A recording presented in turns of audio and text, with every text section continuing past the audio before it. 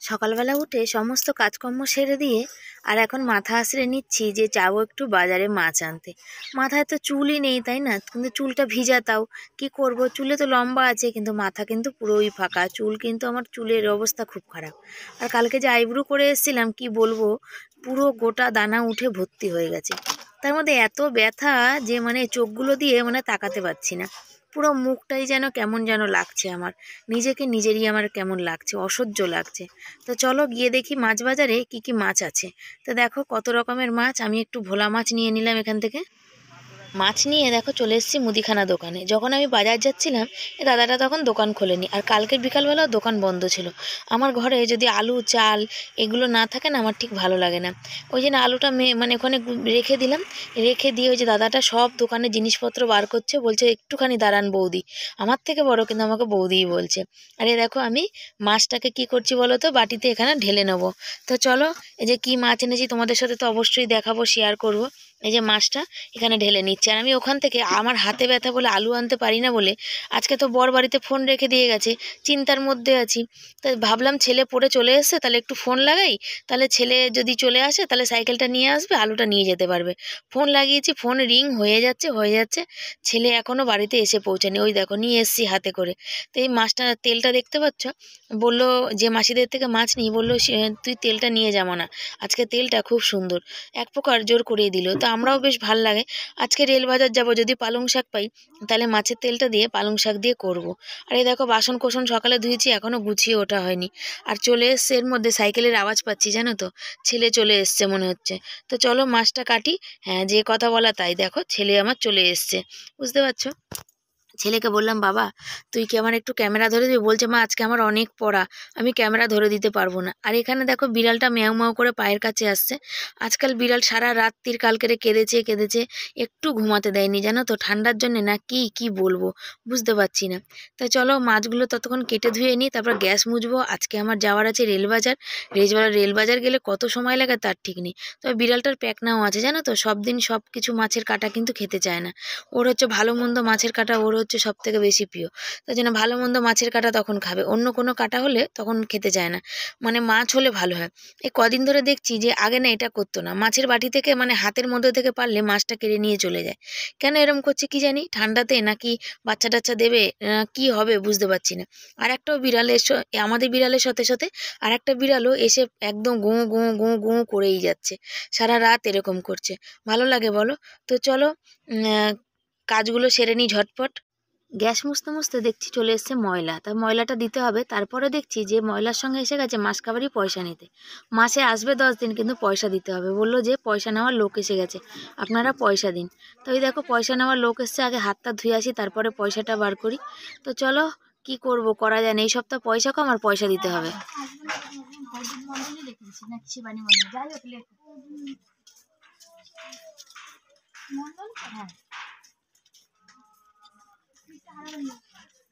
এই প্রত্যেক মাসে এটা জমা করে রেখে দেবো।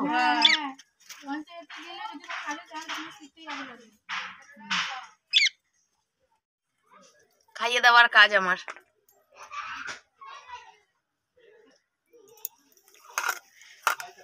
আচার দিয়ে তরকারি দিয়ে লঙ্কা দিয়ে জম পিছে ঝাল করে মেখেছি, আর দারুণ ভাতটা হয়েছে। জিজ্ঞাসা করো, বলবে না ভালো খেয়ে বলবে না। চলো তাড়াতাড়ি করে খাইনি, বাজার যাবো। একরকম হিসাব করি আর এক রকম চলে যায়, এটাই হচ্ছে মানুষের জীবন। এই সপ্তাহ বড় পয়সা পাওয়ার সাথে এলআইসি দাদা চলে এসেছিলো, 2,500 টাকা এলআইসিতে নিয়ে চলে গেছে। তাহলে বাঁচলো কটা পয়সা বলো? সেই 500-700 টাকা কি আর সারা সপ্তাহ সংসার চলে? সেই দিনই তো বর 700 টাকার মুদিখানা জিনিস নিয়ে এসে গেছে। কি আর করব, তাই যে কটা পয়সা যেদিকে যেখানে ছিল সব গুছিয়ে নিচ্ছি বাজার যাব বলে। এরকম করেই তো সংসার, তাই না? কেমন আছো? আশা করি ভালো আছো, সুস্থ আছো। আমার ছোট পরিবারের সবাইকে স্বাগত জানাচ্ছি। সকাল থেকে অনেক কাজ করেছি, বাজার দোকান গেছি, কটা শর্ট করে দিলাম। ছেলে ওখানে দেখো এখনো সোয়েটার টুপি খোলেনি, এখন বেলা 11টা বাজে। আমি যাচ্ছি বাজারে, ব্যাগ গুছিয়ে নিয়েছি, এই যে ব্যাগ। আর এই দেখতে পাচ্ছ এখানে এই যে ফোন, বর আজকে ফোন রেখে দিয়ে চলে গেছে, বরকে ফোন করতে পারলাম না, এই ভুলটা বর করে ফেলেছে। আর আমাদের বিড়াল আজকে খুব কাঁদছে, এত কাঁদছে কেন জানি না, কালকে রাত থেকে কাঁদছে, অনবরত কেঁদে যাচ্ছে। শরীরটা খারাপ নাকি না ঠান্ডার জন্য কাঁদছে তাও বুঝতে পারছি না, কিন্তু কান্না করেই যাচ্ছে। তো চলো আমি বাজারের দিকে যাই, তোমরা সাথে থাকো, পাশে থাকো। ভালো লাগলে লাইক কমেন্ট শেয়ার করো, চ্যানেলে যারা নতুন বন্ধু চ্যানেলটাকে সাবস্ক্রাইব করো।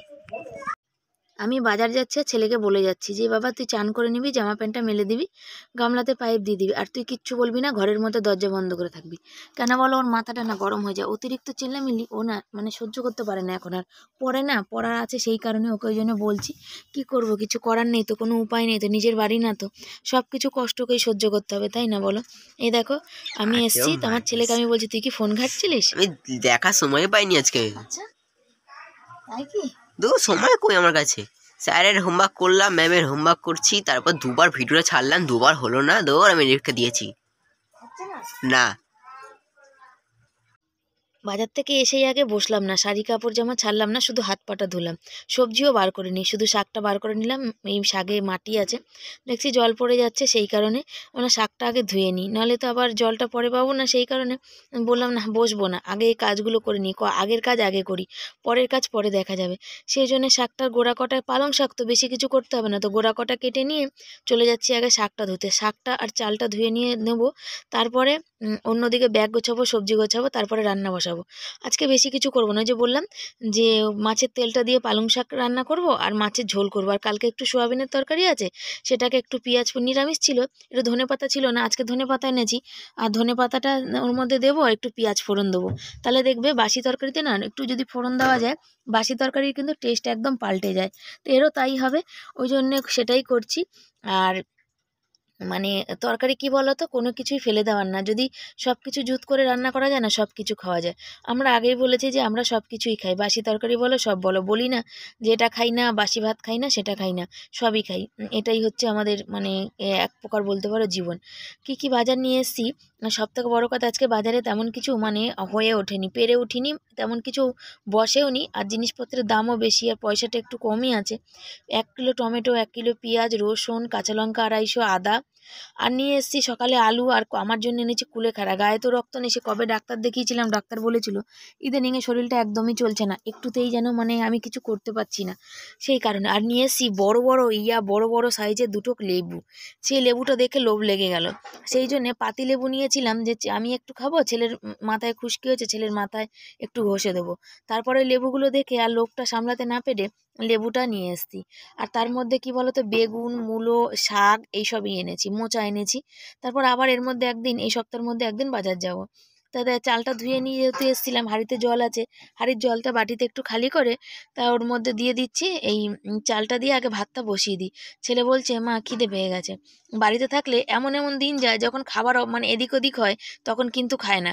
আর একদিন যে দিন হয়তো সকালে, যেহেতু আজকে তাড়াতাড়ি ভাতটা খেয়েছে, ওর খিদে পেয়ে গেছে, তারপরেও কিন্তু 5টা বিস্কুট খেয়েছে, তাও বলছে খিদে পেয়ে গেছে। কি আর করা যাবে, তো চলো ঝটপট বসিয়ে দিই, শাকটা হয়ে যাবে, মাছের ঝোলটাও ঝটপটই হয়ে যাবে, এগুলো হতে তো বেশি সময় লাগবে না। এই যে মাছ ভাজার জন্য কড়াইতে গরম তেল দিলাম, আর এর মধ্যে দিয়ে দেবো একটুখানি নুন, বুঝেছো? নুন দিয়ে দিলে কী হবে বলো তো, মাছটা ফাটবেও না, আর মাছটা ভাজাটাও খুব সুন্দর হবে। আর এই ছোটো ছোটো মাছ ভাজতে অনেকটা সময় লেগে যাবে, সে কারণে নুন হলুদ মাখিয়ে নিচ্ছি, আর মাকে 2 পিস মাছ দিয়ে দেবো। একটা মাছ দেখো পড়েই গেল, মনে জানি জল থেকে যেমন মাছ লাফিয়ে নিচে চলে যায়, তেমন যেন মনে হলো, তাই না? তো সেই মাছটা যদিও এখানে এখনই সব জায়গায় ধোয়া মোছা আছে, শাক কাটার পর এখানটা মুছে নিয়েছি, সেই জন্য মাছটাকে তুলে নিলাম আর ধুলাম না। আরে দেখো তেলটাও গরম হয়ে গেছে, মাছগুলো ছাড়ছি, তো মা বললো আমার জন্য, মা নেবে না, মা আজকাল নিতে চায় না, মাকে এক প্রকার জোর করেই দিই।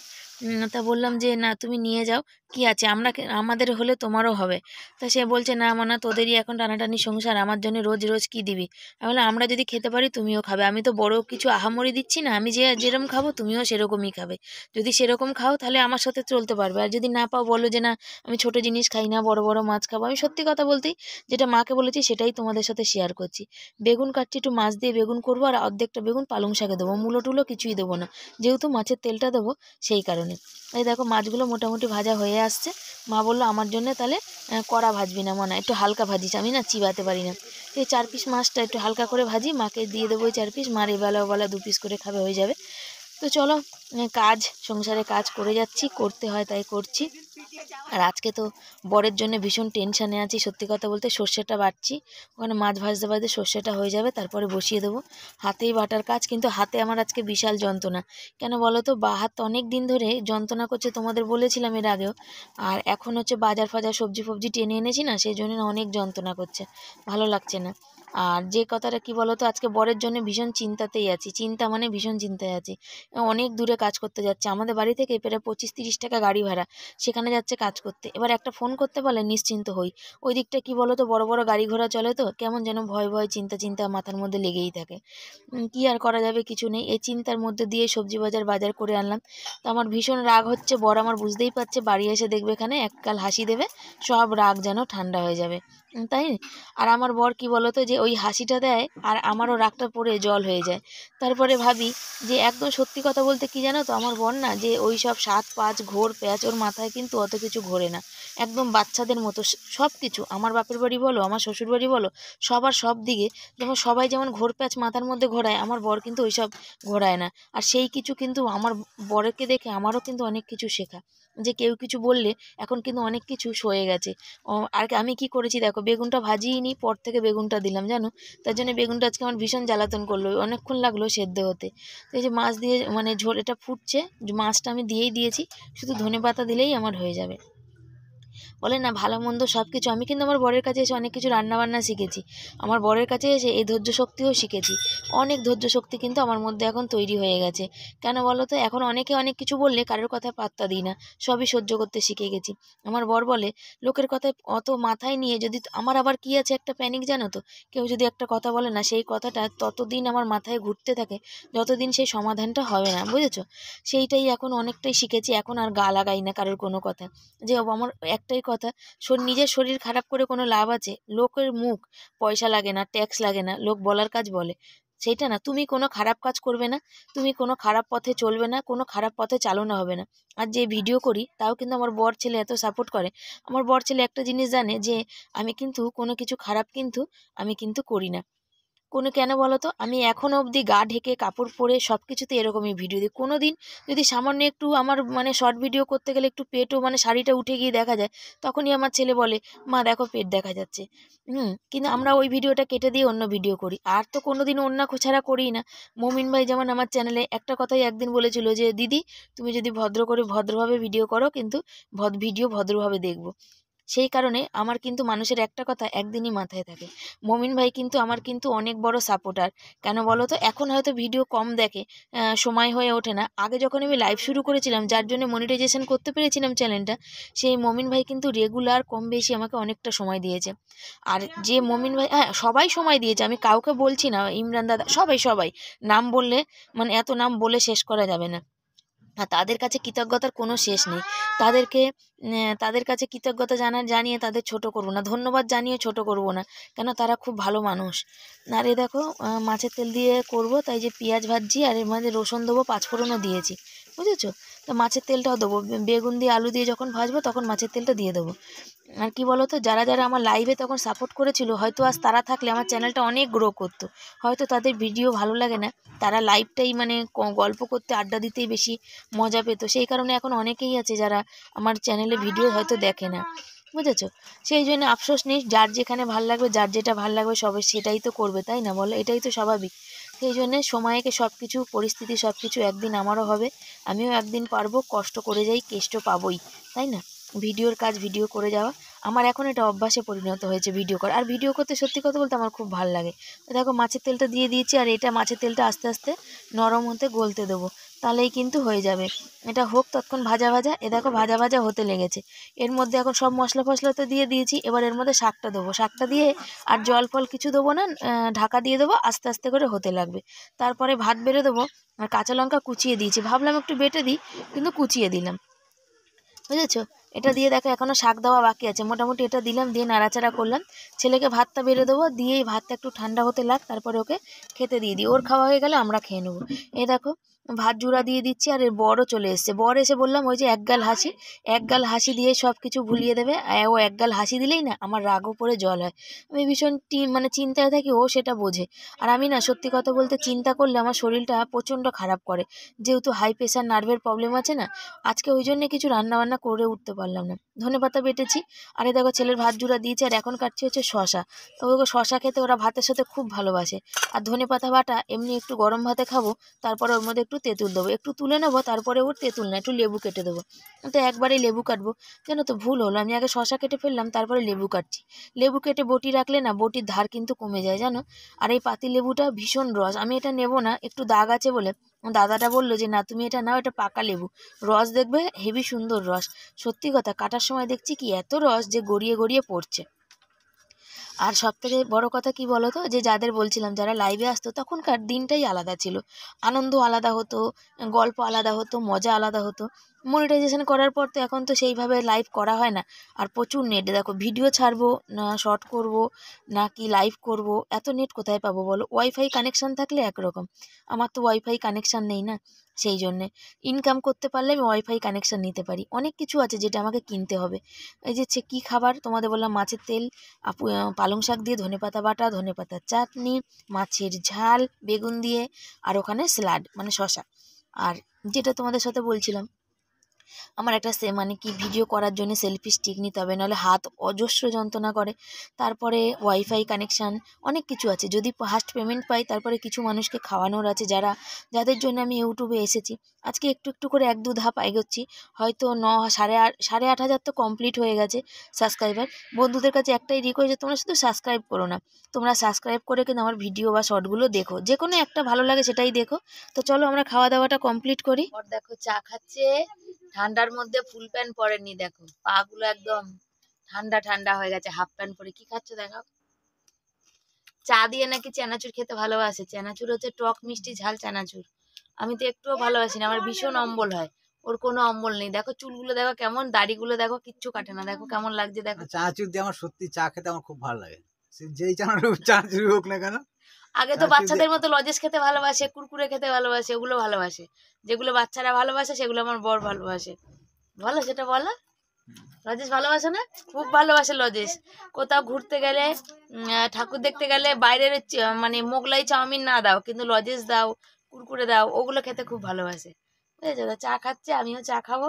শুয়ে উঠলাম, ছেলে পড়তে গেলাম। খেলে ছোটবেলার স্মৃতি মনে পড়ে, ইচ্ছে কথা। কুরকুরে ছোটবেলায় তোমার ছিল না, ও কথা বলবো না। কুরকুরে কটা খায়, চকলেটটা এটা আমার ভালোই লাগে। ঠিক আছে। আবার কি দেখো, দেখো ওই দেখো ওই দেখো ওই দেখো ওই দেখো ওই দেখেছো, দেখেছো বাচ্চাদের বয়সে বুদ্ধি একদম। আমার বরের বুদ্ধি সত্যি বাচ্চাদের মতো, দেখলেও হাসি পায়। সকালবেলা ফোন নিয়ে যায়নি, এসছে আমি রান্না করছি, ওখান থেকে আমাকে দেখছে আর হাসছে। জানো তো এবার খোঁচে বোম হয়ে যাব, বুঝতে পেরেছো? দেখো সারাদিন চিন্তা লাগে কত দূর কাজে যায়, একটা ফোন করতে পারলে তো মনটা ভালো হয় বলো। আমার বর একদম বাচ্চা, সব কিছু বাচ্চা, বুদ্ধিটা ওর বাচ্চা, বড়দের মতো বুদ্ধি নেই।